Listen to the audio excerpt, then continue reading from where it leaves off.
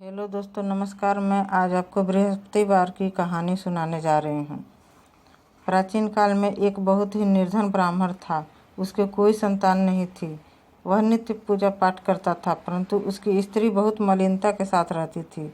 वह न स्नान करती थी और न किसी देवता का पूजन करती थी। प्रातःकाल उठते ही वह सर्वप्रथम भोजन करती थी, बाद में कोई अन्य कार्य करती थी। ब्राह्मण देवता बहुत दुखी रहते थे। पत्नी को बहुत समझाते, किंतु उसका कोई परिणाम नहीं निकलता था। भगवान की कृपा से ब्राह्मण की स्त्री के कन्या उत्पन्न हुई। वह कन्या अपने पिता के घर में बड़ी होने लगी। वह बालिका प्रातः स्नान करके भगवान विष्णु का जप करती थी। बृहस्पतिवार का व्रत भी करने लगी। पूजा पाठ समाप्त कर स्कूल जाती तो अपनी मुट्ठी में जौ भरकर ले जाती थी और पाठशाला जाने के मार्ग में डालती जाती।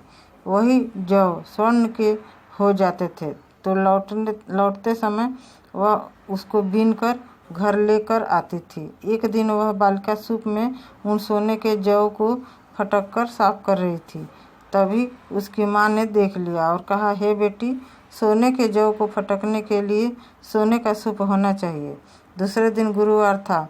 इस कन्या ने व्रत रखा और बृहस्पति देव से प्रार्थना करके कहा, हे प्रभु, यदि मैंने सच्चे मन से आपकी पूजा की हो तो मुझे सोने का सूप दे दो। बृहस्पति देव ने उसकी प्रार्थना स्वीकार कर ली। रोजाना की तरह वह कन्या जौ फैलाती हुई स्कूल चली गई। स्कूल से लौटकर जब वह जौ बीन रही थी तो बृहस्पति देव की कृपा से उसे सोने का सूप मिला। उसे वह घर ले आई और उससे जौ साफ करने लगी, परंतु उसकी माँ का वही ढंग रहा। एक दिन की बात है कि वह कन्या सोने के सूप में जौ साफ कर रही थी। उस समय नगर का राजकुमार वहां से होकर निकला। इस कन्या के रूप और कार्य को देखकर वह उस कन्या पर मोहित हो गया। राजमहल में आकर वह भोजन तथा जल का त्याग कर उदास होकर लेट गया। राजा को जब राजकुमार द्वारा अन्न जल त्यागने का समाचार ज्ञात हुआ तो वह अपने मंत्रियों के साथ वह अपने पुत्र के पास गए और बोले, हे बेटा, तुम्हें किस बात का कष्ट है? किसी ने अपमान किया है क्या, अथवा कोई और कारण है? मुझे बताओ, मैं तुम्हें जो बोलोगे वही करूँगा, जिससे तुम्हें प्रसन्नता हो। राजकुमार ने अपने पिता की बातें सुनी तो वह बोला, मुझे आपकी कृपा से किसी बात का दुख नहीं है। न किसी ने मेरा अपमान किया है, परंतु मैं उस लड़की के साथ विवाह करना चाहता हूँ जो सोने के सूप में जौ साफ कर रही थी। यह सुनकर राजा आश्चर्य में पड़ गया और बोला, हे बेटा, इस तरह की कन्या का पता तुम ही लगाओ। मैं उसके साथ तुम्हारा विवाह अवश्य करवा दूंगा। राजकुमार ने राजा को उस लड़की के घर का पता बतलाया। मंत्री उस लड़की के घर गया और राजा का आदेश ब्राह्मण को सुनाया। कुछ ही दिन बाद ब्राह्मण की कन्या का विवाह राजकुमार के साथ संपन्न हो गया। कन्या के घर से जाते ही उस ब्राह्मण देवता के घर में पहले की भांति ही गरीबी का निवास हो गया। अब भोजन के लिए भी अन्न बड़ी मुश्किल से मिलता था। एक दिन दुखी होकर ब्राह्मण देवता अपनी पुत्री से मिलने गए। बेटी ने पिता की दुखी अवस्था को देखा और अपनी माँ का समाचार पूछा। ब्राह्मण ने सभी हाल कहा। कन्या ने बहुत सा धन देकर अपने पिता को विदा कर दिया। इस तरह ब्राह्मण का कुछ समय सुखपूर्वक व्यतीत हुआ, लेकिन कुछ दिनों बाद फिर वही हाल हो गया। ब्राह्मण फिर अपनी कन्या के यहाँ गया और सभी हाल कहा तो पुत्री बोली, हे पिताजी, आप माताजी को यहाँ लिवा लाओ। मैं उन्हें वह विधि बतला दूंगी जिससे गरीबी दूर हो जाए। वह ब्राह्मण देवता अपनी स्त्री को साथ लेकर राजमहल अपनी पुत्री के पास पहुँचे तो पुत्री अपनी माँ को समझाने लगी, हे माँ, तुम प्रातःकाल उठकर सर्वप्रथम स्नान करके विष्णु भगवान का पूजन किया करो तो सब दरिद्रता दूर हो जाएगी। परंतु उसकी माँ ने उसकी एक बात नहीं मानी। वह प्रातःकाल उठकर अपनी पुत्री का बचा जूठन खा लेती थी। एक दिन उसकी पुत्री को बहुत गुस्सा आया। उसने एक रात एक कोठरी से सारा सामान निकाल दिया और अपनी माँ को उसमें बंद कर दिया। प्रातः उसमें से उसे निकाल तथा स्नान करवा के पूजा पाठ करवाया तो उसकी माँ की बुद्धि ठीक हो गई। इसके बाद वह नियम से पूजा पाठ करती और प्रत्येक बृहस्पतिवार को व्रत करने लगी। इस व्रत के प्रभाव से उसकी माँ भी बहुत धनवान तथा पुत्रवती हो गई और बृहस्पति देवता के प्रभाव से स्वर्ग को गई। इस तरह कहानी कहकर साधु देवता वहाँ से अंतर्ध्यान हो गए। धीरे धीरे समय व्यतीत होने पर फिर बृहस्पतिवार का दिन आया। राजा जंगल से लकड़ी काटकर किसी शहर में बेचने गया। उसे उस दिन और दिनों से अधिक धन मिला। राजा ने चना गुड़ आदि लाकर बृहस्पतिवार का व्रत किया। उस दिन से उसके सभी क्लेश दूर हो गए। परंतु जब अगला शुक्रवार का दिन आया तो वह बृहस्पतिवार का व्रत करना भूल गया। इस कारण बृहस्पति भगवान नाराज हो गए।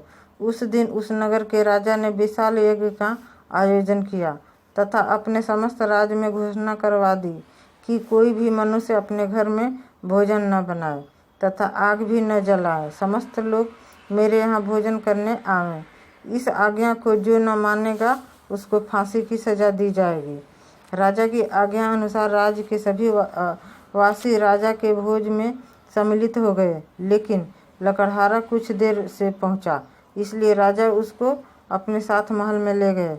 जब राजा लकड़हारे को भोजन करा रहे थे तो रानी की दृष्टि उस खूंटी पर पड़ी जिस पर उसका हार लटका हुआ था। उसे हार खूंटी पर लटका दिखाई नहीं दिया। रानी को निश्चय हो गया कि मेरा हार इस लकड़हारे ने चुरा लिया है। उसी समय सैनिक बुलवाकर उसको जेल में डलवा दिया। जब लकड़हारा जेल खाने में पड़ गया तो बहुत दुखी होकर विचार करने लगा कि जाने कौन से पूर्व जन्म के कर्म से मुझे यह दुख प्राप्त हुआ है, और उसी साधु को याद करने लगा जो जंगल में मिला था।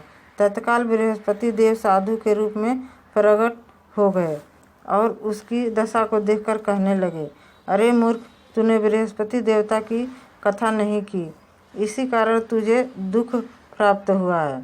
अब चिंता मत करो। बृहस्पतिवार के दिन जेल खाने से दरवाजे पर 4 पैसे पड़े मिलेंगे। उनसे तू बृहस्पति देव की पूजा करना तो तेरे सभी कष्ट दूर हो जाएंगे। अगले बृहस्पतिवार उसे जेल के द्वार पर 4 पैसे पड़े मिले। राजा ने पूजा का सामान मंगवाकर कथा कही और प्रसाद बांटा। उसी रात्रि को बृहस्पति देव ने उस नगर के राजा को स्वप्न में कहा, हे राजा, तूने जिस आदमी को जेलखाने में बंद कर दिया है वह निर्दोष है, वह राजा है, उसे छोड़ देना।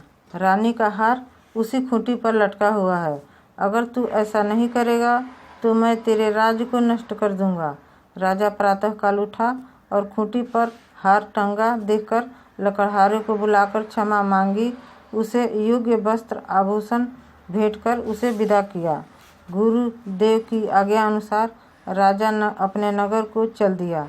राजा जब नगर के निकट पहुंचा तो उसे बड़ा ही आश्चर्य हुआ। नगर में पहले से अधिक बाग, तालाब और कुएं तथा बहुत सी धर्मशालाएं, मंदिर आदि बने हुए थे। राजा ने पूछा कि यह किसका बाग और धर्मशाला है। तब नगर के सब लोग कहने लगे कि यह सब रानी और दासी द्वारा बनवाए गए हैं। राजा को आश्चर्य हुआ और गुस्सा भी आया। जब रानी ने यह खबर सुनी कि राजा आ रहे हैं तो उसने अपनी दासी से कहा, हे दासी, देख, राजा हमको कितनी बुरी हालत में छोड़ गए थे। वह हमारी ऐसी हालत देखकर लौट न जाए, इसलिए तू दरवाजे पर खड़ी हो जा। रानी की आज्ञा अनुसार दासी दरवाजे पर खड़ी हो गई। जब राजा आए तो उन्हें अपने साथ महल में ले गई। जब राजा ने क्रोध करके अपनी तलवार निकाली और पूछने लगा, बताओ, यह सब धन कैसे तुम्हें प्राप्त हुआ? तब रानी ने बताया, हमें यह सब धन बृहस्पति देव के व्रत के प्रभाव से प्राप्त हुआ है। राजा ने निश्चय किया कि 7 रोज बाद तो सभी बृहस्पति देव का पूजन करते हैं, परंतु मैं रोजाना दिन में 3 बार कथा कहा करूँगा तथा रोज व्रत किया करूँगा।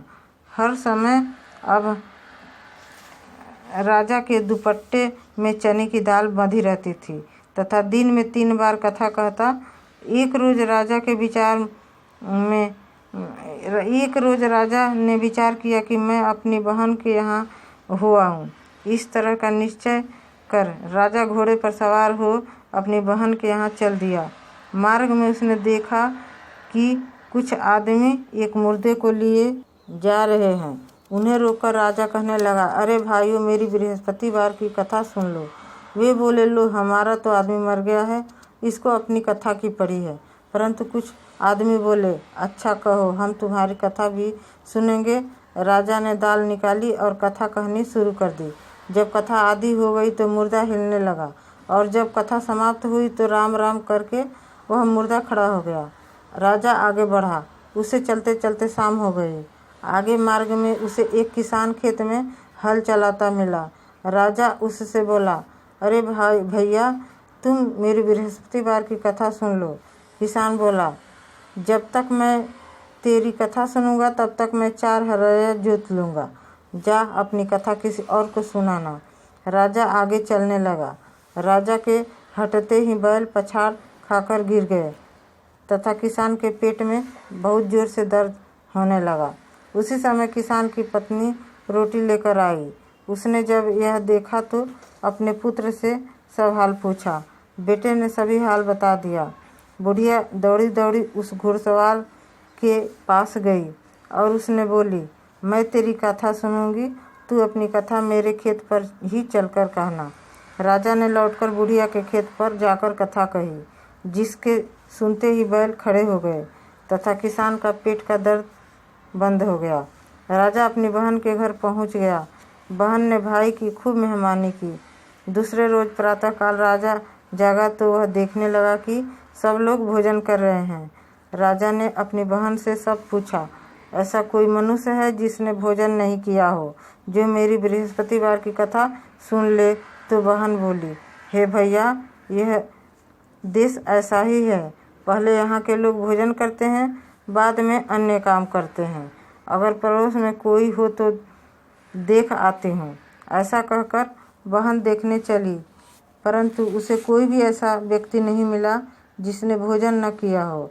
वह एक कुम्हार के घर गई, जिसका लड़का बीमार था।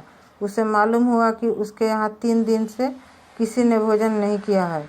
रानी ने अपने भाई की कथा सुनने के लिए कुम्हार से कहा। वह तैयार हो गया। राजा ने जाकर बृहस्पतिवार की कथा कही, जिसको सुनकर उसका लड़का ठीक हो गया। अब तो राजा की प्रशंसा होने लगी। एक दिन राजा ने अपनी बहन से कहा, हे बहन, मैं अपने घर जाऊंगा, तुम भी तैयार हो जाओ। राजा की बहन ने अपनी सास से अपने भाई के साथ जाने की आज्ञा मांगी। सास बोली, चली जा, परंतु अपने लड़के को मत ले जाना, क्योंकि तेरे भाई के कोई संतान नहीं है। बहन ने अपने भाई से कहा, हे भैया, मैं तो चलूँगी, परंतु कोई बालक नहीं जाएगा। राजा ने कहा, जब कोई बालक नहीं चलेगा तब तुम ही क्या करोगे? दुखी मन से राजा अपने नगर को लौट आया। राजा ने अपनी रानी से कहा, हम निर्वंशी हैं, हमारा मुँह देखने का भी धर्म नहीं है। वह बिना भोजन आदि किए शैया पर लेट गया। रानी बोली, हे प्रभु, बृहस्पति देव ने हमें सब कुछ दिया है, वे हमें संतान अवश्य देंगे। उसी रात बृहस्पति देव ने राजा को स्वप्न में कहा, हे राजा, उठ, सभी सोच त्याग दे, तेरी रानी गर्भवती है। राजा को यह जानकर बड़ी खुशी हुई। 9वें महीने रानी के गर्भ से एक सुंदर पुत्र पैदा हुआ। जब राजा बोला, हे रानी, स्त्री बिना भोजन किए रह सकती है, परंतु बिना कहे नहीं रह सकती। जब मेरी बहन आए तुम उससे कुछ मत कहना। रानी ने हाँ कर दी। जब राजा की बहन ने यह शुभ समाचार सुना तो वह बहुत खुशी हुई तथा बधाई लेकर अपने भाई के यहाँ आई। तभी रानी ने कहा, घोड़ा चढ़कर नहीं आई, गधा चढ़ी आई। राजा की बहन बोली, भाई, मैं इस प्रकार न कहती तो तुम्हें औलाद कैसे मिलती? बृहस्पति देव ऐसे ही हैं, जैसे जिसके मन में कामनाएं होती है सभी को पूर्ण करते हैं। जो सद्भावना पूर्वक बृहस्पतिवार का व्रत करता है एवं कथा पढ़ता है अथवा सुनाता है और दूसरों को सुनाता है, बृहस्पति देव उसकी सभी मनोकामनाएं पूर्ण करते हैं। बृहस्पति देव सदैव रक्षा करते हैं। जो संसार में सद्भावना से सद्गुरुदेव का पूजन एवं व्रत सच्चे हृदय से करते हैं, उसकी सभी मनोकामनाएं पूर्ण होती है। जैसी सच्ची भावना से रानी और राजा ने बृहस्पति देव की कथा का गुणगान किया, उनकी सभी इच्छाएं बृहस्पति देव ने पूर्ण की। इसलिए सबको कथा सुनने के बाद प्रसाद लेकर जाना चाहिए और हृदय से उनका मनन करते हुए जयकारा बोलते हुए बोलना चाहिए। बृहस्पति भगवान की जय।